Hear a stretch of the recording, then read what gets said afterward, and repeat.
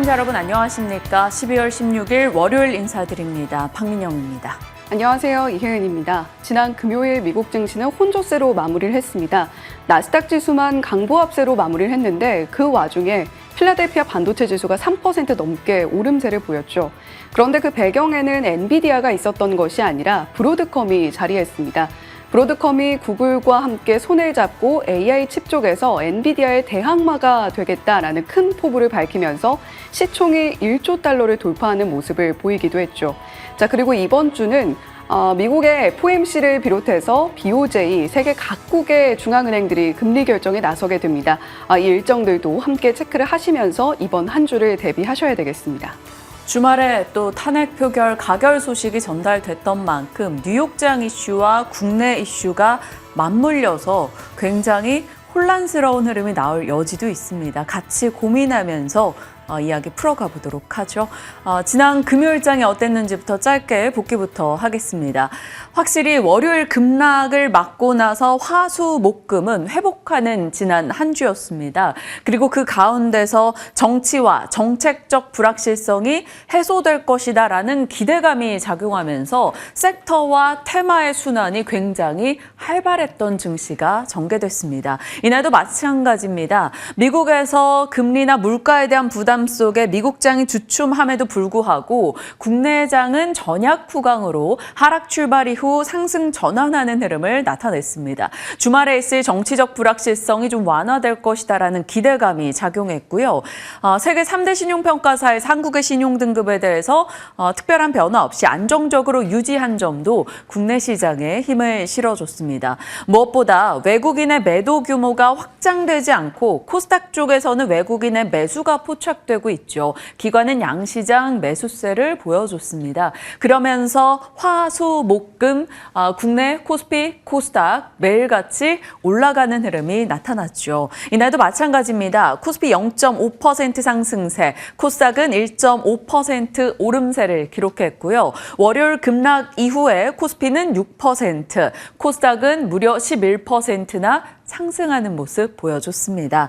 그 전 거래일에 중화권의 경제공작회의 내용이 나왔는데 워낙 강한 부양책이 나올 것이다라는 기대감 등이 있었기 때문에 오히려 내용이 나오고 나서 중화권 증시는 세론으로 하락했으나 국내에는 상승으로 마무리가 된 점 긍정적이었습니다. 정말 모처럼이죠. 타국의 증시 대비 국내장이 좋은 흐름이요. 어떤 쪽들이 활발하게 시세를 줬을까요? 제약바이오 이날 강했습니다. 코스피, 코스닥 양시장에서 관련 종목들 올랐고요. 셀트리온의 적극적인 주주환원 정책과 연초에 있을 JP모건 헬스케어 컨퍼런스 등을 앞둔 모멘텀이 있겠죠. 반도체 쪽도 최근 순환 흐름이 계속 나오고 있습니다. 이날은 시간 외에서 브로드컴이 실적을 내놓고 급등한 것에 영향을 받으면서 디자인하우스 종목들 그리고 오픈엣지 등의 종목이 강세 흐름을 보였습니다. 게임주, 이날 혜은 앵커의 브리핑이 굉장히 자세히 나왔었는데 장중에 급등하는 종목들이 꽤 많았습니다. 이벤트 당일이기도 했었고요. 무엇보다 카카오게임즈 신작에 대한 호평이 쏟아졌는데 일론 머스크까지 묻었습니다. 일론 머스크가 카카오게임의 신작 게임에 대한 아이디를 공개하면서 카카오게임즈의 급등 18%나 올라가기도 했었죠. 조선주도 트럼프 수혜 기대감 반영이 됐고 중국으로의 한국 엔진 수출 증가 이슈 있었고요. AI 소프트웨어는 상대적으로 관세 부담 덜하기 때문에 하드웨어보다 소프트웨어라는 게 하반기의 주요 논리였습니다. 그래서 루닉과 이스트 소프트 등을 중심으로 강세 흐름이 있었고 하루 쉬었던 이들 종목이 이날 또 추가로 올라가면서 네이버 카카오도 강세, 가치 소프트웨어에 힘을 실었습니다. 엔터 쪽도 실적 재부각과 중국 부양 이슈에 올라갔고요. 남북 경협주 그날 연결고리로 짚었던 내용이 있었는데 일신석재 등의 종목들 강세였습니다. 삼성전자와 구글의 퀄컴 XR 헤드셋 개발 이슈도 메타버스 관련주들에게 모처럼 훈풍을 줬으나 장 후반까지 굉장히 강한 탄력으로 끌고 가준 종목은 극히 적었다라는 점에서 단발적인 시세로 보는 시각들도 많이 나오고 있습니다. 아무튼 굉장히 많은 섹터와 종목 테마로 순환이 활발했던 지난 한 주였다. 그것은 금요일까지 이어졌다. 이렇게 볼 수 있겠습니다. 그리고 그날 아침 말씀드렸던 대로 바이오 종목군들이 양시장 앞에서 굉장히 강했는데요. 조정의 이유가 있었으나 반등의 이유가 굉장히 많았다라는 점을 살폈었죠. 그리고 키움증권에서 기존의 주도주 플러스 소외된 쪽도 함께 보자라는 얘기, 그리고 첨생법에 대한 모멘텀도 남겨져 있다라는 점을 살피기도 했는데요. 그날 많은 종목들이 올라갔습니다. 그중에서도 좀 도드라졌던 것은 올해 매출 기대감이 굉장히 높은 삼성 바이오로직스 3% 올랐고요. 셀트리온과 셀트리온 제약이 강했습니다. 주주 환원책을 강하게 낸 점, 키트루다 임상33 유럽에서 승인 계획이 승인받은 점도 올라갔죠. 셀트리온 4%, 셀트리온 제약도 강한 급등을 시연해냈습니다. 그리고 비마약성 진통제 식약처 허가 관련해서 이슈가 있었던 비보존 제약이 그날 장 출발과 동시에 상한가로 들어가더니 결국 30% 급등 유지하며 마무리가 됐고요. 첨생법에 대한 얘기 3일 연속해서 말씀을 드렸었죠. 줄기세포 치료제 등에 관심을 좀 둬야 하는 시기인가를 짚었는데 메디포스트 계속 강하네요. 지난주 내내 좋은 시세 이어갑니다. 금요일장도 20% 상승세, 엑셀 세라퓨틱스나 차바이오텍, 코아스텔 캐몬 등의 종목들도 굉장히 좋은 흐름을 나타내기도 했습니다. 전체적으로 금요일장 나쁘지 않았던 가운데 제약바이오도 선전했다라는 게 되겠고요. 토요일 2차 탄핵 가결 소식이 전달됐죠. 그러면 앞으로 어떤 일정들을 봐야 될까요? 현재 윤석열 대통령 직무정지에 들어가게 되고요. 헌법재판소는 사건 접수한 날로부터 180일의 선고를 내려야 됩니다. 만약에 이 선고에서 기각될 경우에서는 윤석열 대통령의 직무 복귀가 있고요. 탄핵이 인용될 경우에는 파면에 들어가게 되죠. 그렇게 된다면 60일 이내에 조기 대선이 이뤄질 겁니다. 선고 일정에 따라 대선 예상 시기가 조금 달라질 건데요. 만약 헌법재판소에서 2개월 안에 조기 선고를 할 경우에는 벚꽃 대선 4월 보고 있고요. 지금 시장에서 가장 많이 예상하는 것은 장미 대선입니다. 5월, 6월경에 대선 일정이 있을 것으로. 그리고 만약에 심리기간이 6개월 채우고 선고가 될 경우는 8월 폭염 대선으로 예상이 나오고 있네요. 과거 전 대통령들의 탄핵 이슈가 있었던 때를 살펴본다면 63일, 92일 정도 걸렸다라는 점에서 이번은 과연 어떻게 될 것인가 시장은 굉장히 많은 시나리오가 쏟아지고 있습니다. 오늘도 정치 혹은 정책 테마주가 어지럽게 움직임을 보일 가능성이 있네요. 블룸버그에서는 토요일 탄핵 가결로 한국의 불확실성이 줄어들 것이다라고 이야기를 했습니다. 프랑스와 다르게 아직까지 한국은 신용평가사들의 신용등급 전망이 크게 달라지지 않은 점은 긍정적이고 일단 빠른 사태 수습으로 인한 평가 또한 나쁘지는 않습니다. 증권가 의견들은 그래요. 하나증권에서는 이제 반등 국면이 도래하게 된다면 연간 낙폭 과대 섹터 중에서 순이익이 증가하는 쪽을 봐야 한다. 반도체, 은행, 소프트웨어, 방산, 유통 등을 꼽았고요. 삼성전자, 네이버, 카카오, 삼성 SDI, 삼성전기 등에 대해서 긍정의 시각을 내기도 했습니다. 최근 삼성전기 흐름 굉장히 좋죠. 지난 금요일에도 FCBGA 관련해서 모멘텀이 더해지면서 강하게 올라서기도 했습니다. 자, 메리츠에서는 과거 어떤 때를 보더라도 정치적 요인은 펀더멘털이 아니다라고 얘기하고 있습니다. 과거 두 차례 탄핵 가결 이후 증시가 일부 반등하기는 했으나 결국엔 금융시장에 큰 충격을 줬던 것은 정치적 이슈가 아니고 시스템 리스크였었다라는 겁니다. 그런 측면에서 지금부터는 경기 흐름이 굉장히 중요하다라는 점, 본질을 놓치지 말자라는 얘기가 있었네요. 앞으로 시장에 영향을 줄 만한 관건 내용은 무엇이 될까요? 환율이 가장 우선적일 겁니다. 1,400원 언저리에 맴돌던 환율이 탄핵 관련한 전국 불안 이슈가 부각되면서 어느덧 1,430원대에서 계속 흐름을 이어갔었는데 이 부분이 빠르게 안정을 찾는지가 중요해 보입니다. 그리고 외국인 수급이요. 매도 규모가 많이 줄었다라는 점은 긍정적입니다. 하지만 이것이 매수로 전환되는지 여부가 중요할 텐데요. 왜냐하면 배당락 이후에 기관 측에서 매도로 연초까지 좀 이어가는 성향이 있었기 때문에 그렇게 된다면 외국인 수급까지 못 받쳐 맞춰줄 경우 시장의 연말 연초 변동을 우려하는 목소리도 있기 때문입니다. 그리고 앞으로 중요한 관건은 트럼프 관련한 정책적 불확실성이랄까요? 그런 불안감과 국내의 수출 둔화가 빠르게 마무리되는지 여부가 중요해 보입니다. 꾸준하게 관련 뉴스가 나오는 대로 전달해 드리겠습니다. 미국장에서 가장 핫했던 종목은 브로드컴이 되겠습니다. 브로드컴이 토요일 새벽 기준으로 24% 급등했고요. 올해 기준으로는 100% 이상, 5년 기준으로는 600% 정도 오름세를 기록했습니다.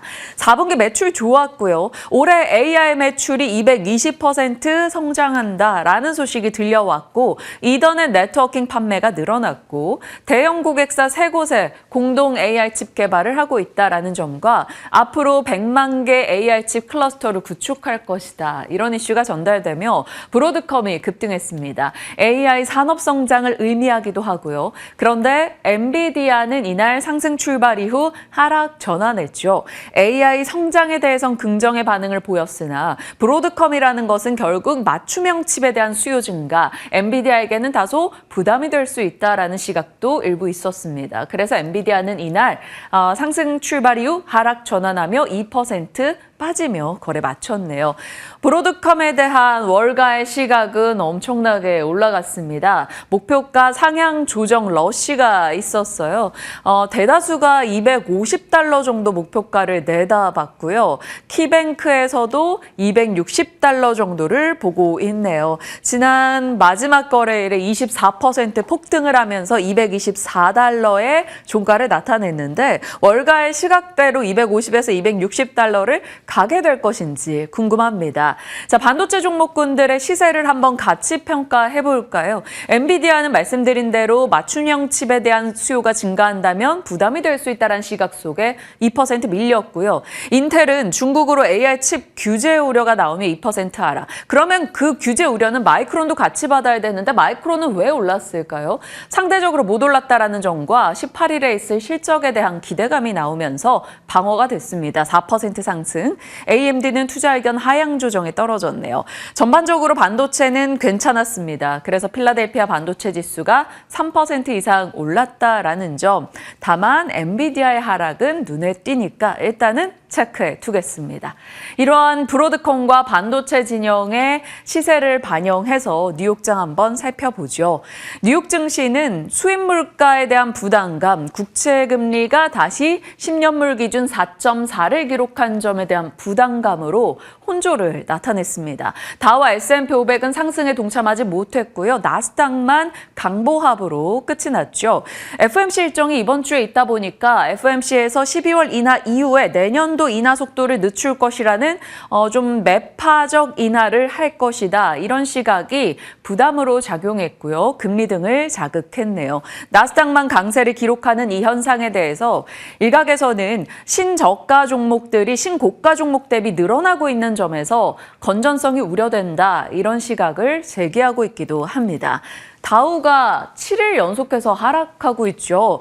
7일 동안 1200포인트가 빠졌는데 7거래일 연속의 하락, 2020년 이후 다우 기준 최장 하락이라고 합니다. 일단은 체크해 두도록 하겠습니다. 오로지 나스닥으로만 쏠림 현상이 계속 나오고 있다는 것은 미국장의 건전성에 대한 우려 나올 수밖에 없죠. 종목으로 본다면 브로드컴, AI 매출 성장, 앞서 시총 1조 달러 돌파 이슈, 월가의 시각 호조 등으로 24% 폭등이었고요. 빠지지 않는 상승 특징주 테슬라 또다시 들어갔습니다. 너무 과열돼 있다라는 평가도 계속 나오기는 합니다만 자율주행차 사고 보고 관련한 규제 폐지 기대감이 나왔습니다. 트럼프 인수위에서 그것에 대한 좀 권고를 했다 이런 목소리로 4%. 결국 지금의 테슬라 주가 상승을 이끌고 있는 것은 트럼프 취임 이후 자율규제 등에 대한 규제 완화 기대감이 겁니다. 계속 FSD 모멘텀을 안고 가면서 이날 또 4% 신고가를 기록합니다. 테슬라를 산 어떤 주주도 물리지 않은 자리라 이런 얘기도 많이 나오죠.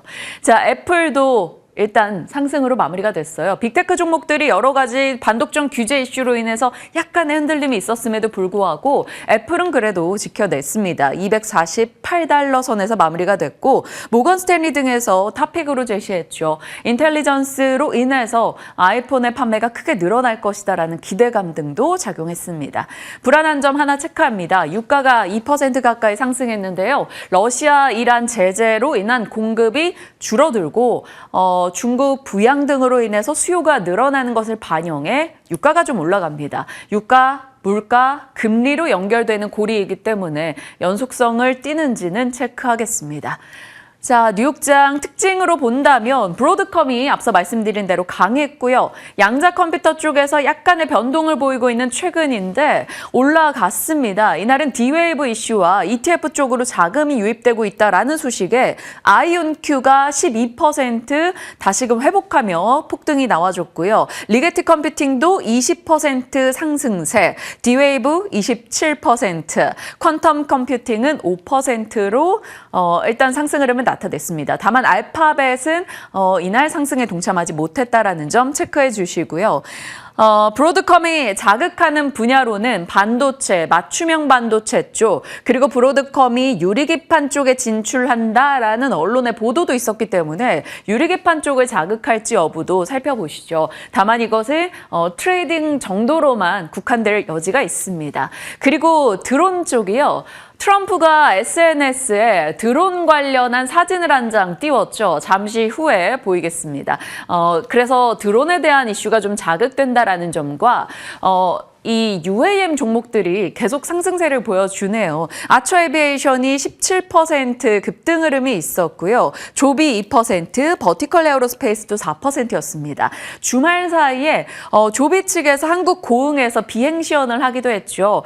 KUAM에 대한 기대감도 일부 등장합니다. UAM 쪽을 본다면 국내에서는 통신도 같이 서비스 연결이 되는 부분이기 때문에 함께 체크하셔야 될 것 같습니다. 그래서 드론과 UAM 쪽 테마단에서는 미국에 영향받을 내용이 들어왔다라는 점 참고해 주시고요. 나스닥 100 편입 이슈로 인해 팔란티어가 시간 외에서 급등 흐름을 보이기도 했습니다. 마이크로 스트래티지와 엑손 엔터프라이즈 세 종목 같이 체크해 두겠습니다. 미국장 관련해서 투자하시는 분들 참고하시죠. 자, 브로드컴의 맞춤형 칩 이슈가 좀 부각이 되네요. 시장이 커지면 맞춤형을 찾는다. 올해 2월에 방송했던 내용이기도 한데요. 시장이 커지고 나면 이 모든 것을 충족시킬 만한 칩에 대한 수요보다는 메타면 메타, 애플이면 애플, 본인들이 갖고 있는 특정한 기능에 더 치중하는 칩을 결국 찾게 될 것이다라는 내용이었어요. 실제로 빅테크 업체들은 효율을 위해서 맞춤형 칩에 대한 수요가 조금씩 늘어나고 있습니다. 그래서 요즘 애플과 브로드컴, 이런 아마존의 자체 개발 칩 뉴스가 꽤 많이 나오고 있죠. 그러면 맞춤형 칩이 늘어난다라고 가정했을 때 생각해 볼 수 있는 부분은 맞춤형 칩, 개별 설계, 디자인 등이 필요하기 때문에 디자인 하우스 확인이 가능하겠죠. 실제로 브로드컴 이슈 때문이었을까요? 지난 금요일에 가온칩스가 시장 대비 선전하기도 했습니다. 가온칩스 시세 보시면 4.5%, 에이징랜드나 AD테크놀로지 등도 나쁘지 않은 시세를 기록했죠. AD테크도 7% 올랐었고요. IP 측면에서는 오픈 엣지 테크놀로지가 강하게 올라갔었습니다. 10% 이상 급등 흐름세, 맞춤형 칩에서 연결해 볼 수 있는 분야들이 나오고 있는 거고요. 맞춤형 칩이라는 것은 개별 칩 개발이 많아지고 그것을 계속해서 테스트해야 되는 상황도 생겨나는 게 되겠죠. 그래서 테스트 쪽에서도 ISC나 리노공업, TSE 등을 같이 볼 수 있다라는 시각도 나오고 있습니다. IP와 디자인 하우스 테스트 일단 체크해 놓고 가보도록 하겠습니다. 자, 일론 머스크 트레이드가 계속되네요. 모든 지금 미국에서 화두가 되고 있는 산업에 보이는 인물이 바로 씩 웃고 있는 일론 머스크입니다. AI 적용과 AI의 자극에 영향받는 산업 등에서요. 하루는 소프트웨어, 하루는 신약 개발, 하루는 의료 AI, 하루는 자율주행. 이번에는 자율주행 체크해 봐야겠죠. 테슬라를 계속 자극하면서 신고가로 내모는 게 바로 지금은 자율주행이기 때문입니다. 주말 사이에 자율주행 뉴스가 얼마나 많았을까요? 트럼프 인수위에서 자율주행차 충돌사고 보고 제도를 폐지하는 걸 권고했다라는 소식이 들려왔고요. 스위스에서는 자율주행 승인 내년 3월부터 시행한다라는 소식이 있었고요. 테슬라의 FSD 새로운 버전이 로스앤젤레스에서 샌디에고 200km까지 사람 개입 없이 운행을 잘 마무리 지었다라는 소식. 웨이모의 자율주행 관련한 이용자가 증가하고 있고 엔비디아도 자율주행 인력을 모집하고 있다. 이런 소식이 들려오고 있습니다. 그래서 자율주행 쪽 흐름을 기대하고 있는 가운데 금요일에 시간 외에서도 피런티어, SOS랩, 라이콤, 스마트레이더 시스템 등의 자율주행 종목들이 강했어요. 오늘 이성웅 이사님 그동안 말씀 주셨던 프론티어나 SOS랩 등의 종목들 추가적으로 관심 가져도 된다고 하실지 잠시 후에 AS까지 같이 짚어보도록 하겠습니다. 자율주행 뉴스는 참 끝없이 흘러나오네요. 연결고리입니다. 오늘은 대통령 탄핵안 통과 이슈에 단기적으로 시장이 어떻게 반응할까를 고민해봐야겠죠. 일각에서는 이것을 기대했었기 때문에 그리고 지난 화수목금 4일 연속 올랐기 때문에 단기적인 숨고르기를 예상하는 시각도 있습니다. 왜냐하면 앞으로 헌법재판소 인용 여부에 따라 유동적으로 상황이 바뀔 것이고 무엇보다 중요한 것은 펀더멘털, 한국의 경제지표 둔화에 좀 초점을 맞춘다면 약간의 숨고르기가 있을 수 있다라는 시각이 있습니다. 하지만 이것은 좀 소수인 것 같고요. 시장에서 기대하는 것은 4일 연속 올랐다라고 하더라도 한국장은 글로벌장 대비 너무나 많이 빠져 있었기 때문에 낙폭 과대 불확실성 해소에 초점이 맞춰서 올라갈 수 있다라는 겁니다. 때마침 지난주에 금투세 폐지까지도 확정이 됐기 때문이죠. 외국인의 수급이 중요한 역할을 할 것이고 과거 연말 연초에 일시적 배당락 이슈 이후 기관의 자금 이탈이 있었던 것을 감안했을 때 외국인 수급이 붙어줘야 한다. 이런 시각이 있습니다. 이번 주 중요하게 봐야 되는 것은 FOMC죠. 매파적인 해석에 대한 우려가 나옵니다. 그렇게 되면 달러 금리 올라가고 증시 변동에 대한 우려 제기가 될 거고요. 중국에 대해서는 경제공작회의 관련한 내용이 세론으로 작용되긴 했던 금요일이지만 실제로 3월까지 새해 혹은 명절 중국에서 부양에 대한 의지를 피력할 모멘텀 계기가 굉장히 많다라는 점에서 순차적으로 중국 경기 관련주들 체크해야 된다라는 얘기도 있습니다. 수출이요. 경기 우려 약화, 그러니까 지금 경기가 너무 나빠라는 이 우려감이 약화되는 게 중요한 반등의 트리거가 될 겁니다. 수출 증가율이 둔화되고 있다는 점에 대한 불안감, 반도체를 뺀다면 사실 마이너스 수출이다 이런 얘기들 많이 하잖아요. 그 부분이 시장에 다 반영이 됐다라고 해석이 되는 순간 반등할 것이다 라는 시각도 나옵니다. 경기 부분이 지금부터는 굉장히 중요 포인트가 되겠네요. 그 밖에 테마단에서는 가상화폐 쪽 트럼프의 비트코인 비축 계획 확인 뉴스가 있었고요. 정치 테마주 관련해서 어지럽게 움직일 겁니다. 오늘 이런 한동훈 기자회견 이슈가 있어요. 일정이 있습니다. 그래서 당대표 사퇴할 것이다 라는 얘기가 있고요. 이재명 대표의 독주가 예상된다. 그래서 대항 세력이 부재하다라는 언론 보도도 있었습니다. 그것을 감안했을 때 오늘 인맥 관련주들 굉장히 변동성이 크게 나올 여지가 있다라는 점 주의하시고요. 정책 관련해서 차기 이제 조기 대선이 이루어질 경우 모멘텀이 쏠릴 정책주 이렇게 찾아가려는 시각들도 있어서 테마로 활발할 여지는 있습니다. 다만 언제나 그렇듯 변동엔 주의하시죠. 그 밖에 연결고리로는 요즘에 분류하는 쪽인데 신기술, K특산품, 수주 혹은 중국 쪽 지난주까지는 양자 컴퓨터가 핫했었죠. 이번에는 브로드컴으로 인한 유리기판, 테슬라로 인한 자율주행 그리고 드론 이슈가 영향을 줄지 봐야겠습니다. 트럼프 당선인의 SNS에 이런 사진이 있었어요. 드론으로 맥도날드 배달을 하는 사진이죠. 이걸 보고 일각에선 맥도날드를 사야 한다 이런 우스갯소리도 나왔지만 이 드론에 대한 이야기가 계속 거론이 되네요. 그래서 언유주얼 머신스가 뉴욕장에서 25% 급등한 것을 같이 감안해 봤을 때 국내 제이시언 시스템을 필두로 한 드론주들 트레이딩 시세가 날지 한번 지켜보겠습니다. 그리고 K특산 畜産품 쪽에서는 수출에 대한 데이터 등이 나오고 있죠. 11월 수출 데이터가 나오면서 전력기기 꾸준한 우상향, 화장품, 미용기기 이런 쪽에 대한 수출이 나쁘지 않게 잡히고 있어서 이쪽으로 관심이 갈 수 있을지 한번 지켜보겠습니다.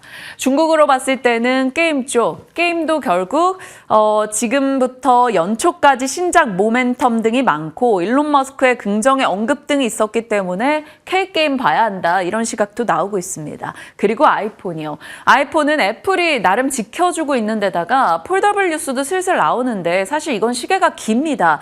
2026년에 폴더블 아이폰이 출시될 거다 이런 얘기가 나오고 있어서 이게 반영이 될지 여부는 잘 모르겠으나 지난 금요일에는 삼성전기 등의 IT 부품주들이 꽤 좋았다라는 점에서 IT 부품 그러니까 세트 수요에 대한 모멘텀이 열려있다라는 것도 한번 확인을 해야 될 것 같네요. 그래서 박앵커 연결고리 오늘에서는 브로드컴의 자극, 디자인하우스 소켓 유리기판 일단 단기적으로 체크해봤고요. 수출 데이터에서는 이렇게 좋았던 종목들을 한번 넣어봤습니다. 11월 수출 데이터가 긍정적으로 나온 쪽 삼바나 셀트, 대웅제약, 파마리서치, 삼양식품, 휴메딕스, 예스아시아홀딩스 이런 쪽 종목들 너무 좋았고요. 트럼프 머스크는 게임 자율주행 드론 쪽을 자극하네요.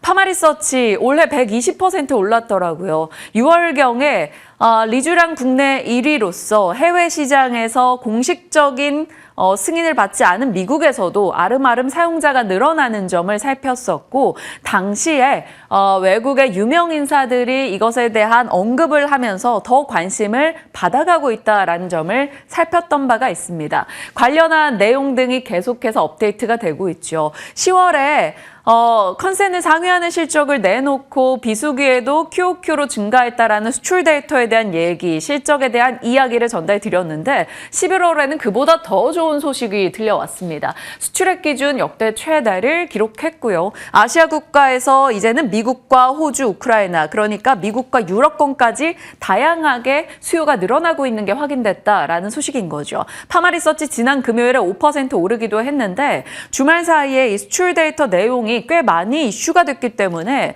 추가적인 상승이 있을지 지켜봐야겠습니다. 꾸준한 국내외 수요와 놀라운 OPM 그리고 아직 세계 최대 미용 시장인 미국에서 정식 승인이 나지 않았다라는 점에서 그것이 하나의 모멘텀으로 남겨져 있는 걸로 본다면 올해 이만큼 올랐는데 아직도 편안한 선택지일지 참 궁금해집니다. 일정입니다.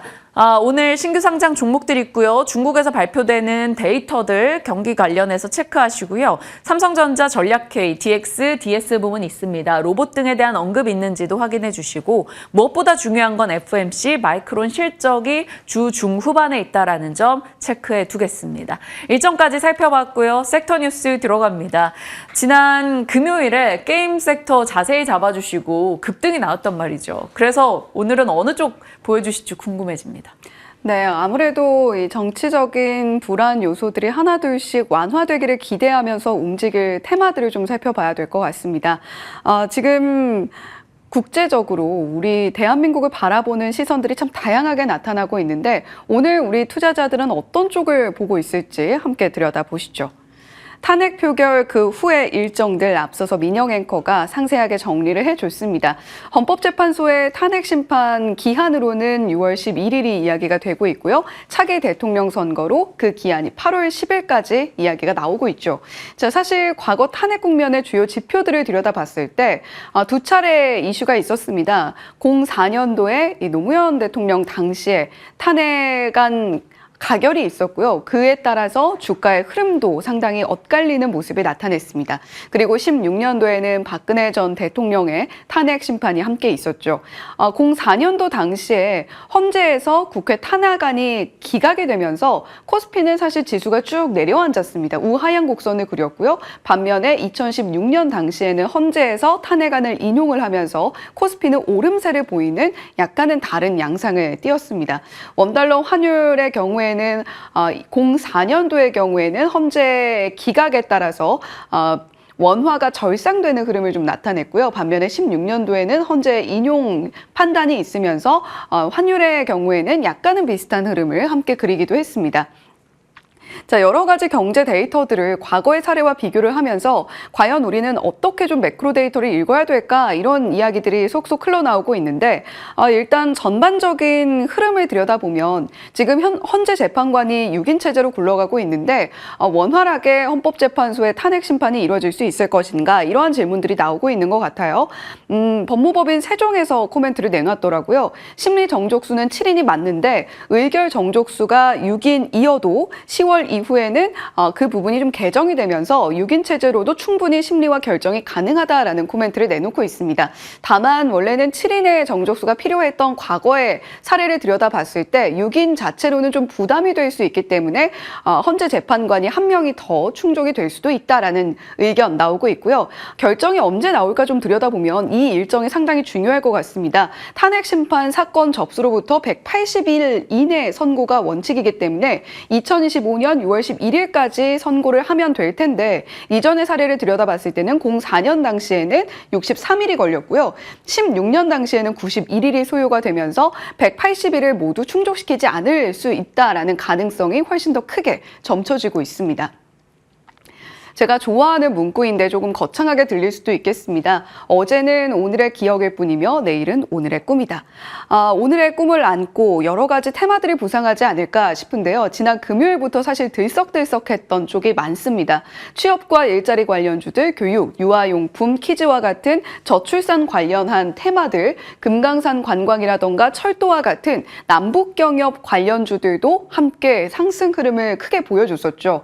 특히 윌비스 같은 기업들 은 상한가 안착하는 모습을 보여주기도 했고 취업과 일자리, 교육은 겹치는 종목들이 상당히 많습니다. 대표적으로 메가MD, YBM넷, 오픈롤 같은 기업들이 있을 수 있겠고요. 유엔젤 같은 경우는 유아용품과도 함께 연계가 되어서 겹치는 종목으로서 한번 좀 표현이 되어 있습니다. 유아용품과 키즈 쪽도 한 번 더 좀 자극을 받아주지 않을까라는 생각이 드는데 지금 이제 탄핵 전국에 본격적으로 접어들게 되면서 조기 대선에 대한 기대감으로 정치 테마에서 정책 테마로 시선이 옮겨가고 있는 분위기를 확실하게 감지할 수가 있습니다. 그와 함께 사실 지금 북한과의 교류가 완전히 단절된 상황인데 남북경협 관련주들이 다시금 불을 붙여줄 수 있을 것인가에 대한 기대감도 있거든요.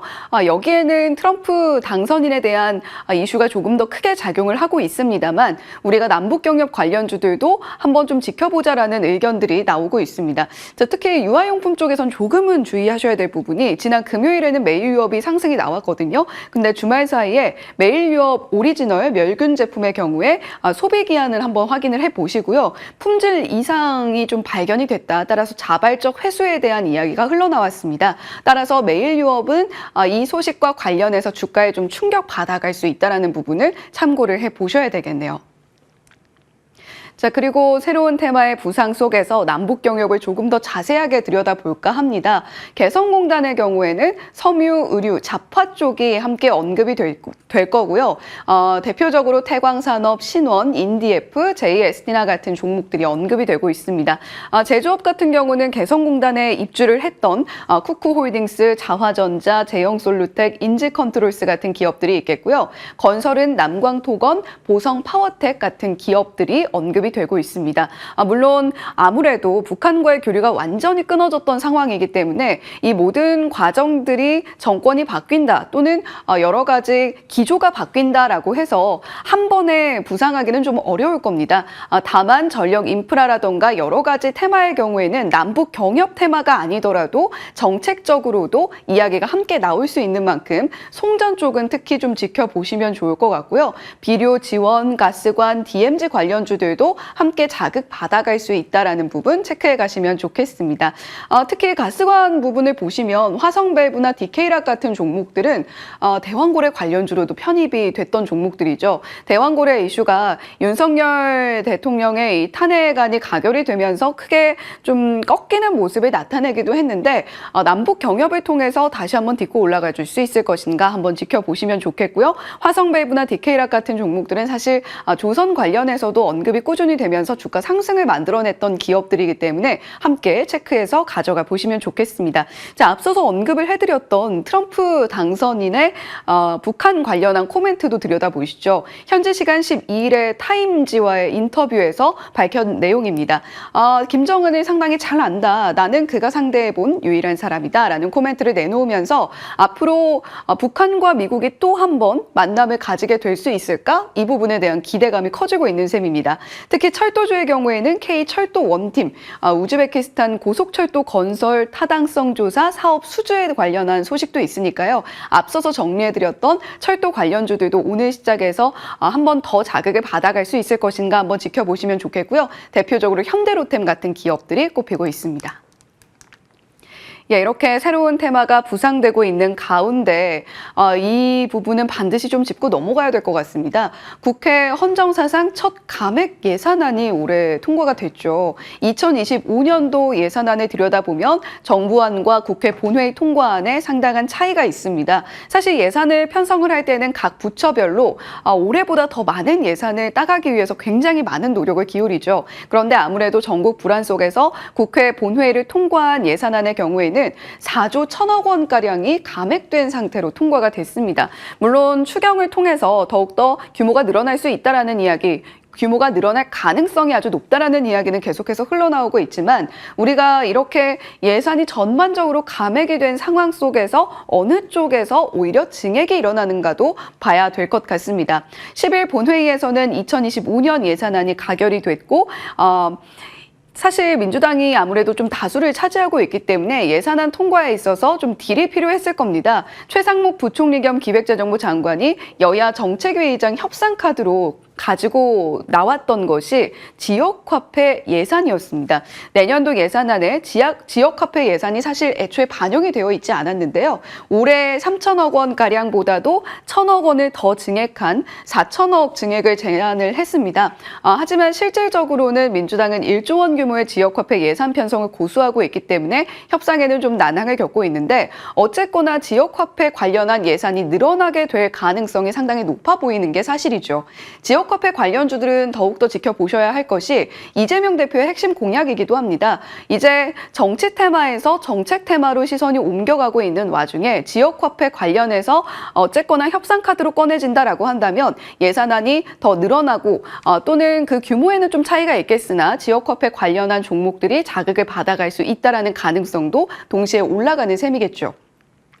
코나이 같은 경우는 이재명 대표가 경기도지사로 재직할 당시에 경기도 지역화폐 운영을 대행했던 기업입니다. 그 밖에도 웹캐시, 쿠콘, 갤럭시아 머니트리 같은 기업은 STO 관련해서도 언급이 될 때마다 저희가 시세도 한번 언급을 해드린 바가 있는데 효성그룹 계열사로 종합 생활금융 플랫폼인 머니트리를 통해서 제로페이 서비스를 제공한 이력이 있습니다. 이에 따라서 갤럭시아 머니트리도 지역화폐 관련주로 자극을 받아갈 가능성이 있다라고 체크를 해보시면 좋겠고요.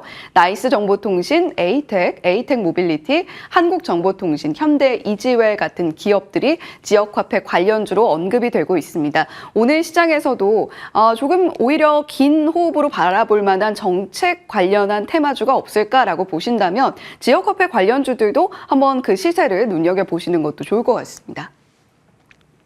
이번엔 헤드라인 돋보기 시간입니다. 카카오 그룹주들이 지난 금요일에 모두 큰 폭으로 오름세를 나타냈습니다. 대통령 탄핵 표결 디데이 1이었던 13일 금요일에 카카오 그룹주들이 동반 상승을 했고요. 카카오가 5%대, 카카오페이는 10%대, 카카오게임즈는 TJ 2024 이슈도 있었습니다. 18% 급등세를 시연을 했고요. 카카오뱅크도 3% 강세 흐름을 함께 나타내기도 했죠. 사실 카카오 그룹주들의 경우에는 YTD 상승률로 보면 여전히 아쉬운 흐름입니다. 일제히 하락 흐름을 벗어나지 못하고 있고요. 무엇보다도 카카오의 경우에는 45,900원의 금요일 종가를 형성을 했는데 역사적인 최고가가 123,000원입니다. 그 기간 동안 정말 오랜 기간 동안 주가가 우하향 곡선을 그리면서 지난달에 32,550원으로 최저가를 기록을 한 바가 있는데 과연 카카오를 카카오를 좀 고점에 가지고 계신 분들이 우리 가격대도 와줄 수 있을까? 이런 걱정들 그리고 고민들, 기대감도 함께 교차하고 있을 겁니다. 일단 카카오 그룹주들이 정말 펀더멘탈적으로 성장을 할 수 있으려면 IT 경쟁력을 결국 성장시키는 것으로 이어져야 한다라는 이야기도 나옵니다. 이러한 지적들 참고하시면서 카카오 그룹주들 어떻게 전략을 가져가면 좋을지 계속해서 저희와 함께 하시면서 체크해 보셔도 좋겠네요. 네, 시장에서 들여다볼 수 있는 정책 혹은 테마 속 이슈들 잘 잡아주셨고요. 앞서 이제 일론 머스크 트레이드 관련해서 내용 하나만 더 살펴보겠습니다. 일론 머스크가 자극하는 분야가 굉장히 많다라고 말씀을 드렸었죠. 돌아가면서 그 영향권에 들고 있는데요. 의료 AI, 드론, 양자 컴퓨터, 가상인간, 그리고 ESS, 전기차, 로봇 등등의 모멘텀을 받을 겁니다. 앞서 봤던 자율주행 내용도 마찬가지겠지만요. 일론 머스크 테슬라 그리고 2차 전지 쪽에 대해서도 시각 점검은 필요할 것 같습니다. 한번 다음 페이지 넘겨보도록 하죠. 최근에도 2차 전지 관련한 뉴스 등이 꽤 많이 모이고 있는데요. 트렌드 포스에서 중국에서 나오고 있는 배터리 등의 가격이 계속 떨어지고 있다라는 목소리는 있었습니다. 하지만 이 이후에 내년부터는 수급의 공급이 좀 개선이 되지 않을 것인가라는 기대감도 같이 나오고 있죠. 실질적으로 조금씩 2차 전지 종목군들이 바닥권에서 바닥 다지기를 하고 일부 회복하는 모습들도 나타납니다. 엔캠이나 대주전자 재료 등의 종목들 중심으로 접근하자라는 시각도 있고요. 워낙 테슬라가 저가형 모델 출시에 대한 모멘텀 등을 자극하고 있기 때문에 그것을 놓고 봤을 때 테슬라 밸류체인으로만 압축해서 접근해야 된다라는 시각도 있습니다. 그래서 주요 섹터에서 반도체, 바이오, 2차 전지 쪽에 전기차 향 모멘텀이 굉장히 약했는데 이제는 조금 달라질 수 있을지 조금씩 모아갈 수 있는 시점인지에 대해서도 같이 고민해 보겠습니다. 오늘 시간적 여유가 있어서 추가적으로 하나 더 살펴봤고요. 지금부터 자세하게 전략으로 이어가겠습니다.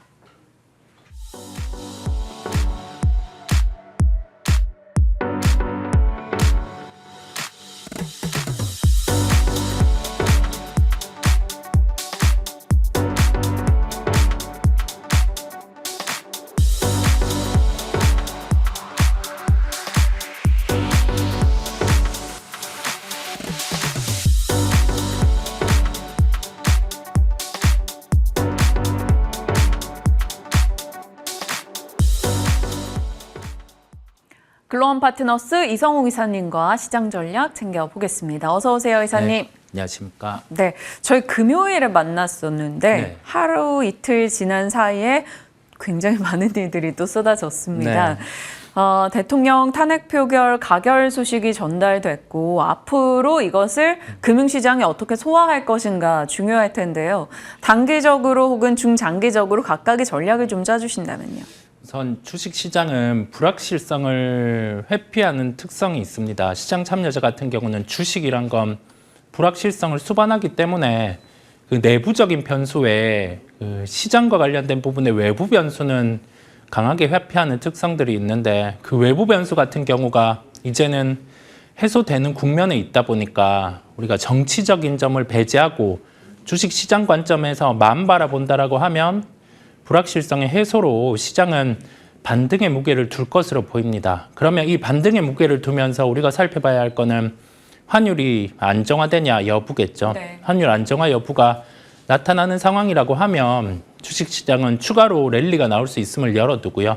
그와 함께 강하게 외국인 매수가 들어오거나 그런 부분은 바라지도 않습니다. 여기에서 변동성을 줄이면서 좀 반등이 나타나고 그와 함께 시장은 새로운 것을 보려고 할 것 같아요. 중국과 연관된 종목이라든지 아니면은 추후에 이제 들어설 수 있는 정부와 관련된 정책이라든지 그런 걸 빠르게 캐치해서 시장은 보려고 할 거기 때문에 우리도 그런 부분을 체크하고 하나의 시장 이벤트로 보시면 되겠습니다. 네, 환율과 수급의 안정을 찾아가는지 여부를 파악하면서 시장과 함께 호흡해 나가도록 하죠. 반도체에 대한 질문 드려보고 싶어요. 엔비디아는 상승 후 하락 전환했으나 브로드컴의 폭등이 있었고요. AI 산업 성장을 자극하는 내용 있었습니다. 맞춤형 칩에 대한 모멘텀 부각이 됐는데 HBM과 전통 레거시 반도체 또 맞춤형 칩으로 봤을 때는 IP 디자인하우스, 소켓 쪽 이렇게 볼 수 있어요. 지금 반도체가 함께 다 같이 손잡고 하드웨어가 와 가는 분위기는 아니란 말이죠. 네. 그러면 그러면 압축을 했을 때는 어디로 좀 줄여볼 수 있을까요? 지금 그 AI가 돈을 벌어주느냐에 대해서 한번 2분기에서 3분기 사이에 이슈가 되었었죠. 그러면서 주가들이 조정이 나왔다가 돈을 벌고 있는데 살짝 좀 덜한 기업들, 그 다음에 벌어오고 있는 기업들에 대한 차이가 큰 상황이에요. 네. 브로드컴 같은 경우는 포텐이 터진 거죠. 실적에 대한 부분을 보여주다 보니까 이렇게 주가 상승이 나타났는데, 그러면 그 다음에 대한 준비예요. 소프트웨어 중심의 이 AI 사이클을 받아주기 위해서 필요한 거는 온디바이스 AI입니다. 이게 잘 돼야 추후에 좀 확장이 나올 수 있다 보니까 여기에 사활을 거는 상황이고요. 애플 같은 경우가 인텔리전스 배포가 이루어졌고, 그와 함께 삼성 같은 경우도 갤럭시 시리즈 AI를 탑재하는 걸 어느 정도 생산을 할지 내비춘 상황이다 보니까 관련해서 종목들이 기대감으로 올라오곤 합니다. 짚어주신 것처럼 IP, 소켓, 그와 함께 삼성전기, LG 이노텍, 여기 더해져서 삼성전자 같은 경우도 그와 관련되다 보니까 올라오는 상황인데요. 온디바이스 AI에 사활을 걸 수밖에 없다 보니까 우선은 이쪽 관련된 종목에 초점을 맞추고 지금은 볼 필요가 있음을 말씀을 드립니다. 삼성전자, 삼성전기, LG전자, LG이노텍 이런 혹은 IP나 소켓 등등인데 그럼 탑픽으로 하나만 사고 싶어요 하는 분들에게는 어떤 거 주시겠어요? 탑픽을 본다라고 하면 소켓 쪽이 다 괜찮기는 한데요. 무난하게 보자고요. 그러면 삼성전기 같은 경우가 좀 무난한 상황임을 말씀드립니다. 삼성전기 사실 얼마 전부터 이제 궁금한 종목으로 계속 시세 측면에서 언급을 드렸었고 꾸준하게 관심을 갖자라는 점도 살폈었는데 삼성전기로 또 픽으로 꼽아주셨기 때문에 저희 같이 놓고 보겠습니다. 사실 기판이라던가 카메라 모듈이라던가 여러 분야에서 사실 모멘텀을 안고 있는 삼성전기인데 MSCC도 그렇고요. 못 갔었었죠. 이제 좀 주목받을 수 있을지 온디바이스 AI에서 중심을 찾아가길 바라보겠습니다. 자, 이번에는 정책으로 가볼게요. 사실 정치 테마주에 대한 변동을 저희가 얘기하기는 어렵고 그렇게 원하지 않으실 것 같기도 하고요. 그리고 정책으로 초점을 맞춰볼게요. 저추산이나 지역화폐 관련주, 네. 그러니까 민주당 쪽에 무게가 실릴 경우로 보고 있는 거겠죠. 네. 그래서 정책 관련해서 좀 의미 있게 볼 수 있을까요? 아니면 그냥 단순 테마로 봐야 되는 겁니까? 저출산은 테마성으로 보는 게 맞다라는 생각이 들어요. 이게 정책을 내놓아도 실제 지금 데이터가 크게 올라오지 않는 상황이다 보니까, 그러니까 저출산 관련해서는 매매를 하실 분은 할 수 있다고 열어두되 시세에 대한 탄력성은 강하지 않을 수 있음을 열어두고요. 지역 화폐 관련주들은 상황이 많이 달라질 것 같아요. 여기에서 우선은 인정하고 갈 부분은 인정하고 가는 거죠. 이 중심으로 미는 하나의 사업이다 보니까 지역 화폐 관련된 종목은 주가가 시초부터 강할 수 있음을 열어두고요. 그와 함께 남북 경협 같은 경우는 갭 상승이 크면 시세에 대한 연속성은 잠시는 떨어질 수 있어요. 이게 우리나라 쪽과 관련해서 함께 진행을 하기보다 우선은 미국 쪽 같은 경우가 인사를 봤을 때 그 북한과 함께 풀어나갈 수 있는 그 측면을 놓고 인사가 나왔기 때문에 남북 경협 관련해서는 배당을 놓고도 이미 반응하고 있는 기업들이 있어요. 현대엘리베이터, 그다음에 현대건설이 대표적으로 남북 경협 관련해서 수혜였는데 이번에는 그의 학습 효과로 주가가 반등이 나오기는 할 건데요. 트럼프 새로운 정부에서 단독으로 진행을 할지 우리나라와 협업을 해서 진행할지 이건 또 지켜봐야 할 포인트임을 말씀드립니다. 다 이거는 좀 짧은 트레이딩 관점 대응인 거죠? 남북 경협이 만약에 제대로 진행된다라고 하면 주가는 이전일 걸 한번 보시면 될 것 같아요. 거의 한 5배 정도 간 기업들도 있다 보니까 그 무게를 놓고 살펴보되 미리 진입을 해서 보기엔 시계열이 좀 남아 있어서 좀 이와 관련해서는 매매에 대한 부분을 열고 한번 보시면 되겠습니다. 알겠습니다. 정책 관련해서 각 분야별 언급 주셨고 저출산 같은 경우는 테마 수준으로 재료 무게가 좀 약하다라는 점도 같이 짚어주셨네요. 뷰티 쪽으로 가겠습니다. 이것은 순전히 정말 수출 데이터에 좀 근거해서 질문을 드려보는 거예요. 파마리서치 7월, 10월 그 이상의 기록 11월 나타냈고요. 그 밖에 휴메딕스, 예스아시아 뭐 이런 네. 전반의 종목들이 다 괜찮았단 말이죠. 그래서 많이 올랐지만 그럼에도 여전히 편안한 선택지인지 파마리서치 궁금하기도 하고요. 다른 쪽에서 뷰티나 뭐 긍정적으로 보신 종목이 있는지도요.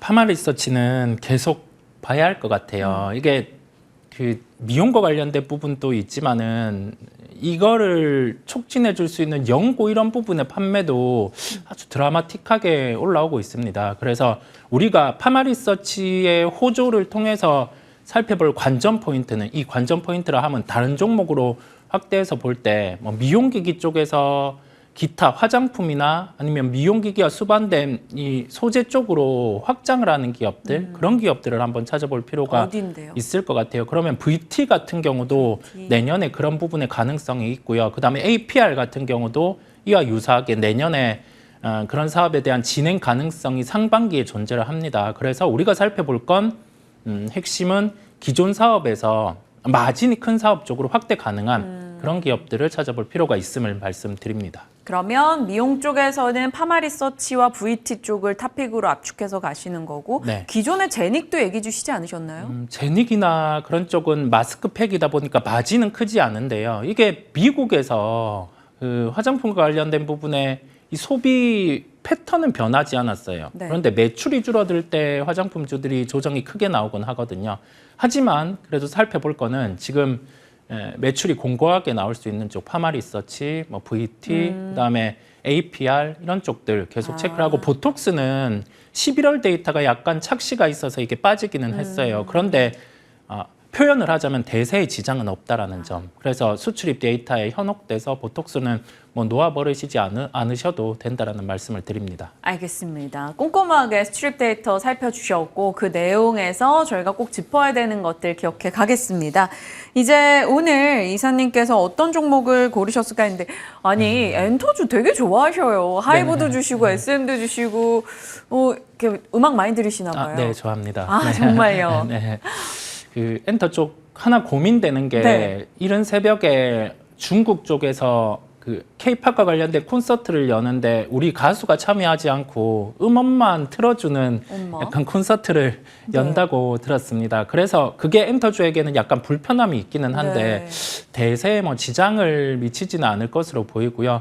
이제 좀 상황이 바뀔 수 있는 게 친중의 형태로 나아갈 수 있다 보니까 우리는 정치적인 점은 배제하고 이 자본 시장만 한번 고려하는 거다 보니까 여기에서 좀 불편하지 않으셨으면 좋겠고요. 이 점은 높아심을 짚고 가는 거고 엔터사 중에 중국 팬덤의 우위에 있어요. 그렇다 보니까 뭐 중국 시장이 열릴 가능성을 놓고 뭐 큐브 엔터가 베타가 강하긴 하지만 네. 공관 SM 같은 경우가 조금 우위에 설 수 있음을 말씀드립니다. 신규 라인업에 2개 발표가 예정이 되어 있고 하나의 라인업은 이미 뭐 BBC 채널을 통해서 이 육성에 대한 부분을 공개를 했다 보니까 JYP가 약간 난항을 겪기는 했지만 SM 같은 경우 만약에 유럽 시장의 개척이 이루어진다라고 하면 실적적인 면에서도 좀 긍정에 대한 요인을 열고 말씀을 드립니다.